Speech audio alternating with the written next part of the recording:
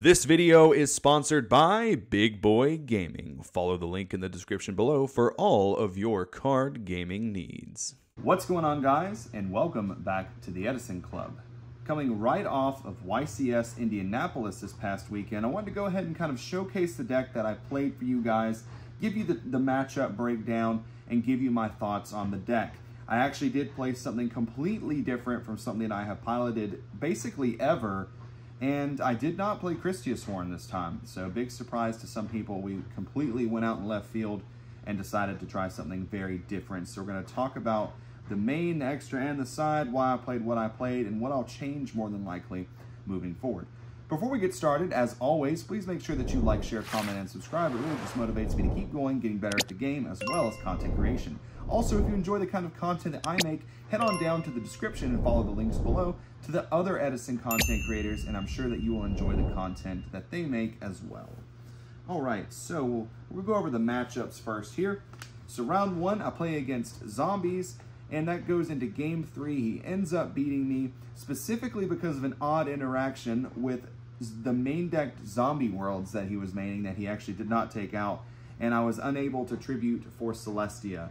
So that was very specific and very odd that that ended up working out that way, but sometimes you can't help it. From there, we go on a pretty good streak. Round 2, we play against Theedisonclubfanmail. That guy was also a watcher of the channel. Shouts to him, very good player. I win that one 2-1. Round 3 against Amaryllis, I win 2-0. Round 4 against Zombies, get my revenge and win 2-0. Round 5 against Pure Blackwing, I win 2-0. Round 6 against Bayou Turbo, I win 2-1. Round 7 against Diva Hero Beat, I got sent packing. I lost 1-2. So now that we've got that out of the way, we're going to go ahead and go over the deck. You can also look out for the episode of the podcast later this week where I'll kind of go in detail a little bit more about some of those matchups. So I'm not going to waste too much of your time today. Starting things off with the main deck, it's fairly standard as far as the monster lineup goes. We have one Lumina, and this is the time where I make the joke, haha, if we could play more, we could. I still hate people to say that. Then we have one Garoth. Shoutouts to my friend Rycoco7. I haven't used these in a deck profile yet, but he did hook me up with Super Lumina and Super Garoth, so shoutouts to him. Very appreciative of that. Been on the hunt for these for a long time. Then we have one Arcus, one Jane, one Aaron. That rounds off the Lightsworn one-ofs. Two ofs, we have two Lila. This is a little bit different from what I've been on. I've been on 3, and you'll kind of understand as the list goes on why there's only 2 Lilas. We have 2 Judgment Dragon. I don't need to explain anything there. Triple Celestia. This deck was highly focused around resolving Celestia multiple times throughout a game. Celestia just being like your super monarch, as people call it, and your like little baby Judgment Dragon here, and she's almost game every time she resolves. Went back to my roots, a card I have not played in forever. We have the return of Wolf Lightsworn Beast at 3 in my Lightsworn main deck, and this guy was working overtime this weekend. Wolf put in so much work, and I've kind of had a lot of new thoughts on Wolf the past few weeks, so it's really nice when you can like randomly just hit a Wolf like off your initial charge. He comes out, they like Bottomless Trap Hole. So like Wolf can kind of just be a lot of different cards. Like when Wolf is eating Bottomless or Torrential or like Mirror Force, Wolf is basically having 3 more copies of Mystical Space Typhoon because it's just free. Even like trying to compare it to Cyber Dragon is kind of awkward because Cyber Dragon costs you a card, where Wolf just comes out and just gives you free advantage. And obviously the trade-off of Wolf is sometimes he shows up in your hand, you don't want him there. But I do think that playing 3 copies of this card raises the power ceiling of the deck so high that it's definitely worth it to max out on Wolf. Speaking of maxing out, we also max out on Ryko, which is basically the best Lightsworn monster, and not a lot to say about Ryko, really. The Lightsworn non-engine is Double Honest, Card Trooper, Plague Spreader, the Return of Necrogardna, Gores, and Trag. Now, for a long time, I've been saying how much I disliked playing Tragodia in Pure Lightsworn due to the lack of tuners. And while that is still true, we only play the 1 Plague Spreader. Just being able to prevent OTKs with Tragodia, and he gets pretty big at times, and you basically have every level in here besides like level 6 so that you can steal monsters. Like sometimes you'll like pitch a Ryko to take a Ryko, or pitch Plague to take a Ryko. One time I pitched an Arcus to take control of a Card Trooper, mill 3. So Tragodia was so good, and my faith has been restored in Tragodia in this deck. I don't think my tournament run would have went anything like how it did had I not had Trag in my deck. Also Gores too. I was never a big believer in Gores until very recently, and it was just the fact that the more that I play, the better I get, the more I kind of understand how to use this card properly. And sometimes people still forget that the token that Gore summons is a light, and you can get them with Honest on the token. That happened one time. Okay, spell cards. We have one Foolish Burial. It just is your super wolf combo. Lets you go into Celestia very quickly. Then we have 2 pickups from the weekend, Charge, the Light Brigade, and Mystical Space Typhoon. Was never a big fan of QCRs, but I actually think that these look so nice that I just had to include them in my deck. I actually like the QCR Charge more than the Duelist Genesis Secret, so I might get flamed for that, but it's okay. And then Card Destruction, Heavy Storm, those are the one-of spells. Card Destruction was very, very strong. You definitely have matchups where you don't want this in your deck, like you don't really want this against Theedisonclubfanmail because you can unbrick them. You don't really want this card against something like Amaryllis or like Vayu Turbo where you can just send them into their deck deeper. So you definitely have to know how to play the card correctly. But it is very solid game 1. Then we have triple Solar Recharge, and then the kicker of the deck is triple Pot of Avarice. Shout outs to Jay Cook from over on Little Man YGO. This list is exactly his list that he topped with the 10-foot tournament. The only difference is that my deck is 41 because I wanted to main Space Typhoon. That's the only difference in the main deck. Shoutouts to those guys. I cannot take credit for this idea. Pot of Avarice was actually so absurd the entire weekend. Every time I saw this card and it resolved, it just puts you in such a good place because you have to think about, some people are turned off by Avarice because you're putting your Lightsworn names back in deck, but you're extending your game because you're going to mill those cards again. You're also going to be able to reuse cards like Tragodia and Gores, stuff like Card Trooper and Honest, and you're going to get to use all your names again. You get to get more chances to draw Judgment Dragon. You get more chances to do Lumina Garoth stuff. So this was a card that I really wasn't too sure about going into the event, but after this weekend, I truthfully can say that I think this is the best build of Lightsworn I've ever played, and that goes for Theedisonclubfanmail as well.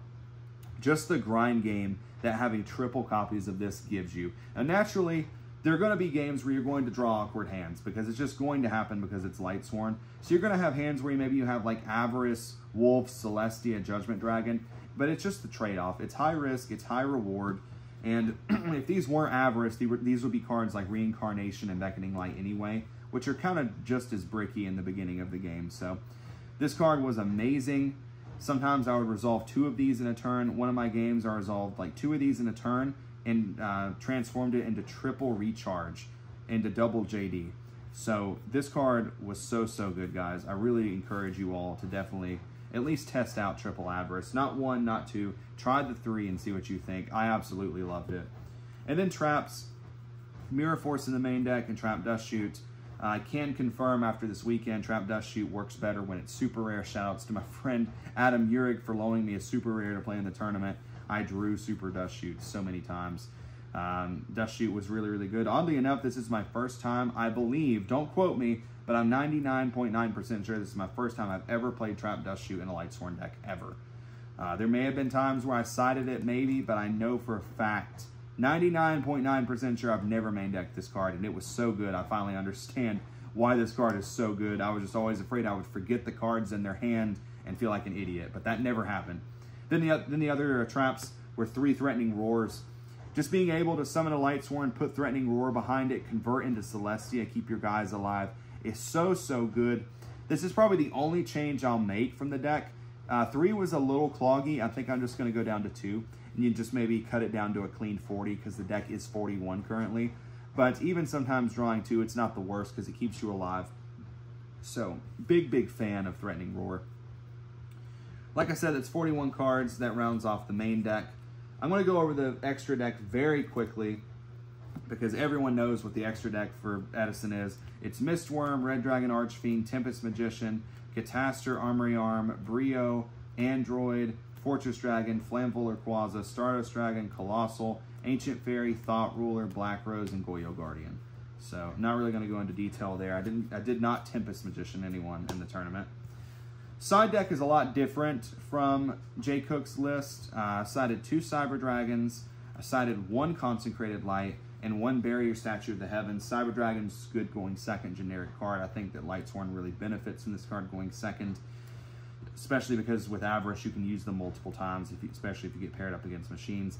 1 Consecrated because I think that pure Lightsworn in this list specifically has a really good matchup against Blackwings. Just gets to grind with the Blackwing deck, whereas like Theedisonclubfanmail, you just get beat down by them very, very quickly. This deck can kind of like fight back, unlike Theedisonclubfanmail. And then Barrier Statue of the Heavens is for like decks like Frogs and like Dragon Turbo, because it's nice that you can summon this and flood them out, but you can still like summon JD and summon Wolf. I've actually had the thought that maybe Jowgen the Spiritualist might actually be a little bit better, just because Jowgen can out fields of like Absolute Zero, or like if you're like soft locked against Frogs, you can like nuke the Dupe Frog and kill the Substitute.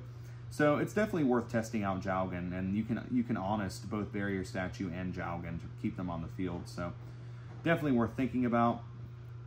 2 Smashing Grounds. Oddly enough, you see the mismatch rarities here. One's like Premium Gold, one's Common. The common one was actually supposed to be Twister. Quick play spell, pay 500, destroy a face-up spell or trap. But I forgot and accidentally put Smashing Ground on my deck list twice. So I played double Smashing Ground, and I sided it in against Hero Beat, and I drew the common, and it got rid of an alias, so I guess it was fine. But it is pretty good against Gladiator Beast and Titanial and stuff like that. So Smashing Ground's fine. 2 My Body is a shield. Gladiator Beast, the Mirror Match, Black Wings. I'm a big fan of this one. My little tech card I played was Soul Exchange. It ended up coming up in the Lightsworn Mirror, attributed to Lila for Celestia, and pop 2 cards is really nice. I actually also side this in against Vayu Turbo because you contribute over their Raikos. Like you can go second and set like a Dust Shoot, or you can set like Threatening Roar, or whatever you want to set that you don't mind getting destroyed by Raiko. So their Raiko gets face up, and then you can just convert it into Celestia using their own Raiko, which is pretty cool. Then Vortex, kind of the same thing. It deals like the Drago decks and Titanial and all those guys. Traps is 2 Royal Decree. Not much to say there. 1 Iron Wall, 1 Royal Oppression. Played all the Royal cards. I went down to 1 Iron Wall just because when you have it on the field, every other copy of Iron Wall that you ever draw doesn't do anything. It's just a dead card. So kind of having like this in tangent with the Transmigration Prophecy against Vayu Turbo just gives you different options of things that you can do, different ways to play, which is really nice. Did not activate Transmigration Prophecy at all this time, and I actually think that maybe Transmigration Prophecy should be DD Crow. That was originally in Jay Cook's list, and I decided not to run Crow, but Crow does give you a little bit more synergy with Pot of Avarice, which is really nice, so I think I probably am going to go back to Crow. You can use it to turn on your Avarice, and you can also get multiple uses out of DD Crow with Avarice. So, yeah. So a few things I'll probably change moving forward, but all in all, I think the deck list was very, very solid. I'm not disappointed.